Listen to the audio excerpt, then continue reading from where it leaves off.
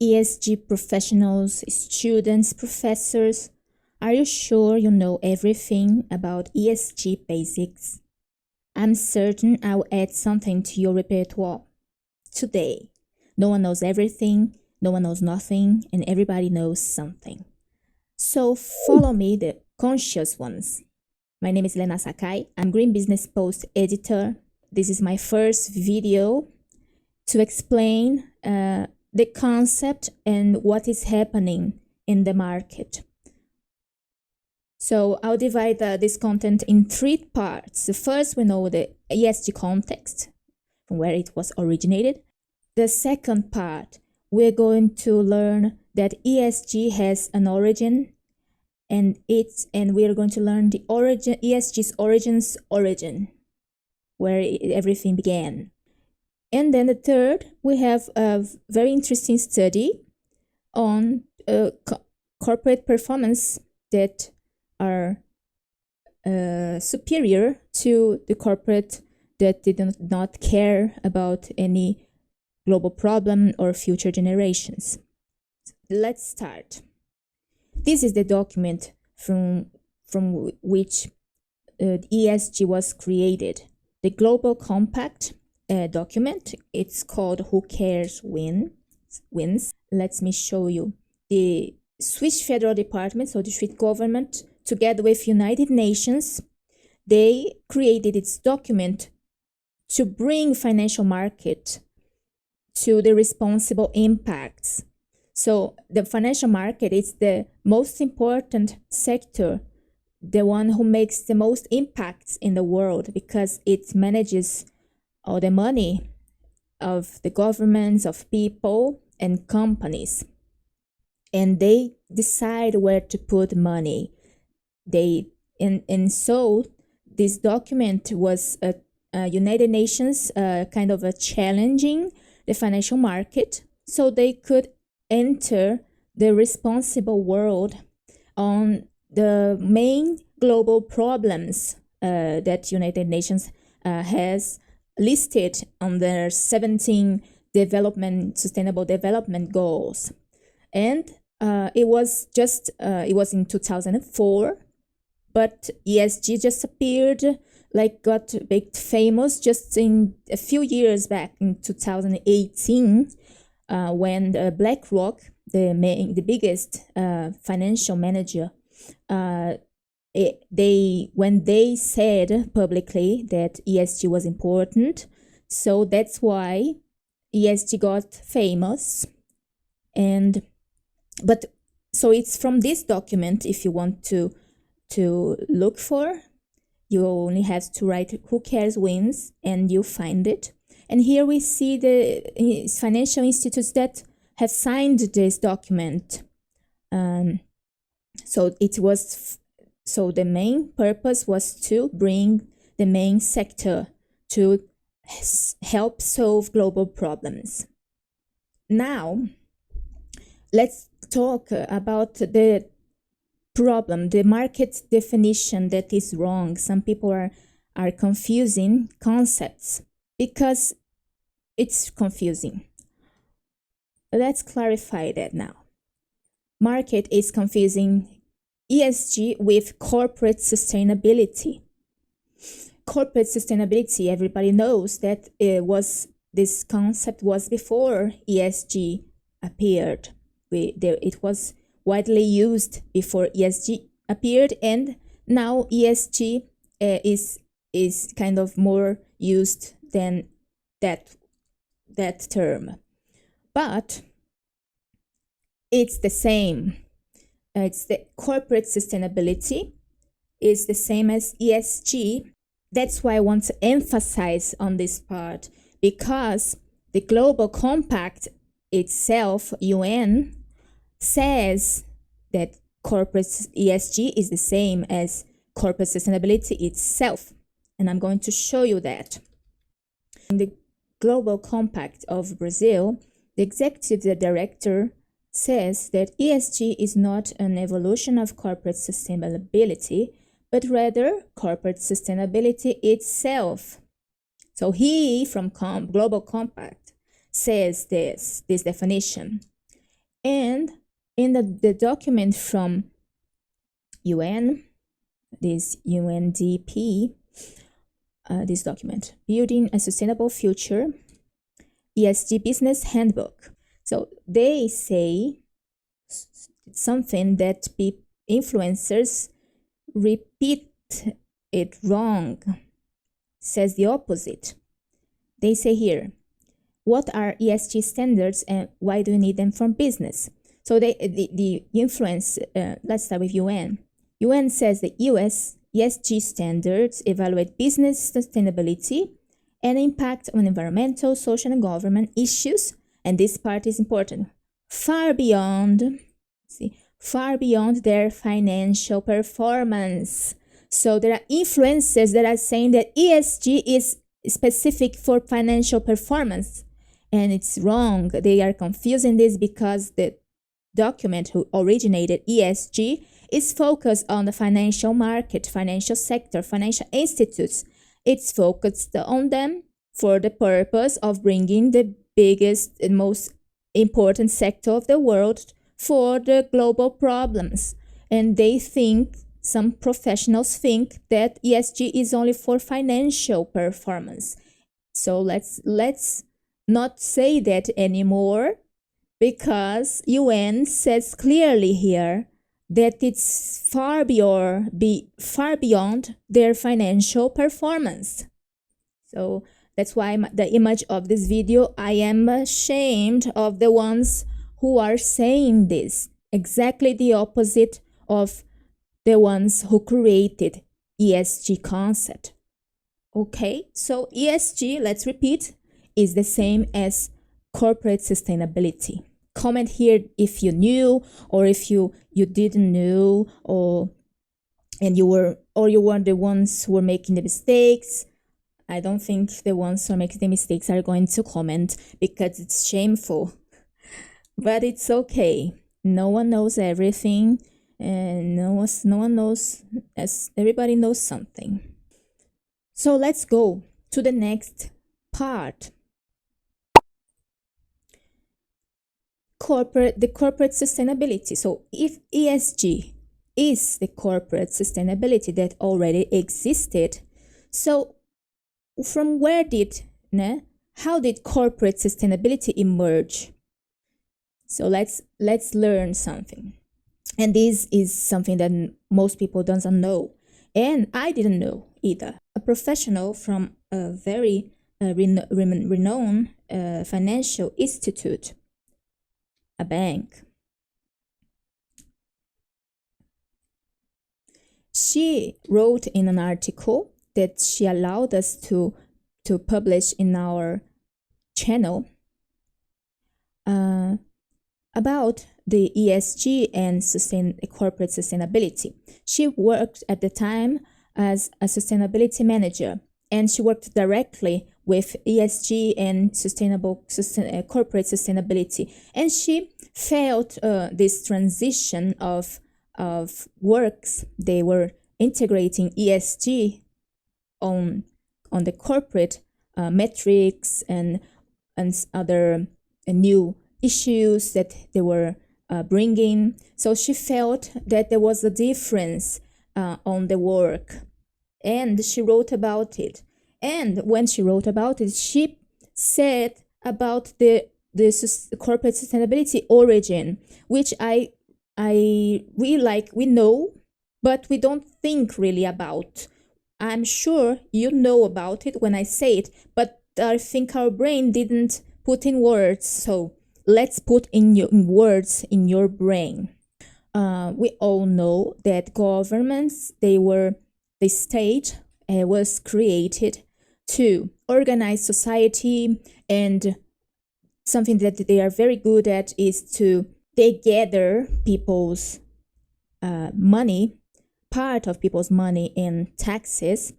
They gather so they can manage this money to distribute in services that are basic, essential for population, to organize people's life quality, education, security, many issues, and we know about. But we know something about either that even in the richest countries, there is this difficulty of returning these services in very good quality and very good results.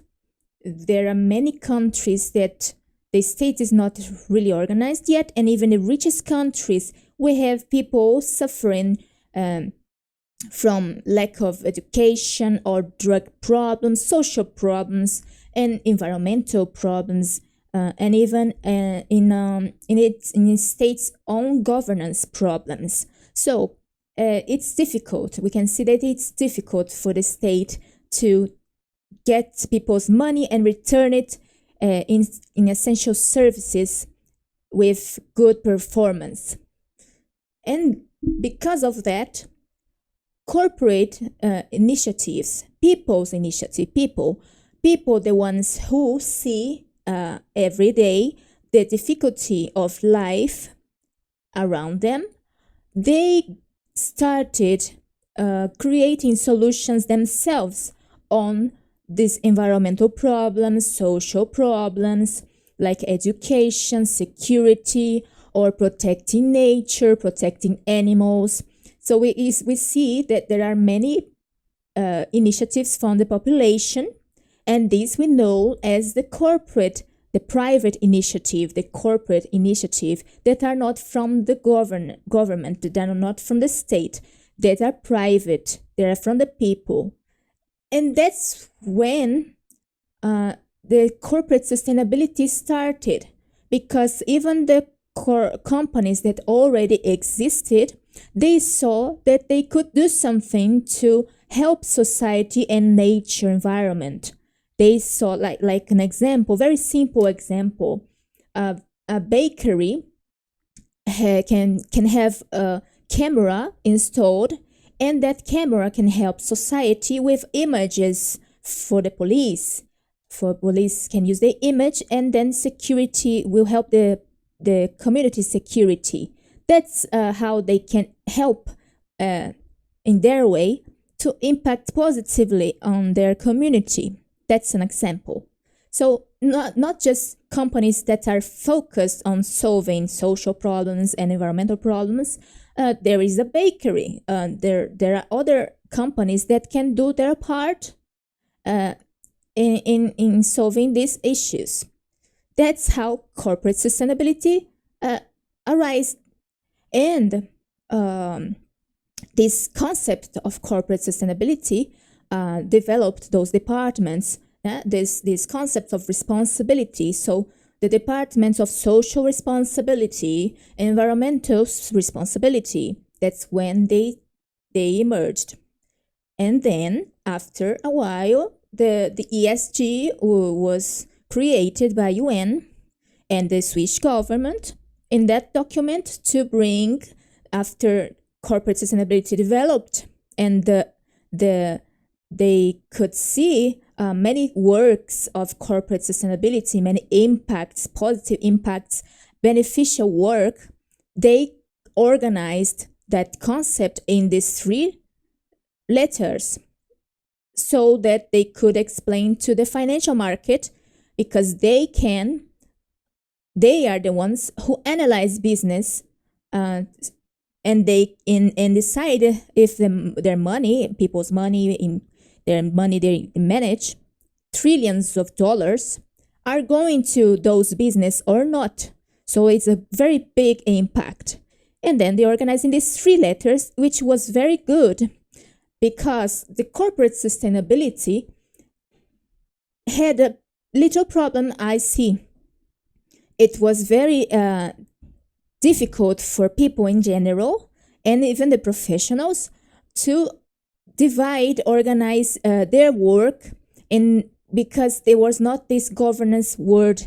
They took the general sustainability concept to bring inside the corporate, and then they would explain it in this general sustainability concept that they created to study the resources we have, because the sustainability study, they discovered that the resources, they end, and we had to take care of the resources so we could survive. That's from where the sustainability concepts emerged. And then it started organizing the resources and divided into three. The natural resources, where the environmental is, the human resources, where the social is, and the economic resources, which are the business of humans that happens. So in corporate sustainability, the word governance was very good because it is very specific about management, about transparency, about such specific works from management that are more clear for people to understand and incorporate in their organizations. So that's the very positive aspect of ESG. I made this observation because I'm from management area.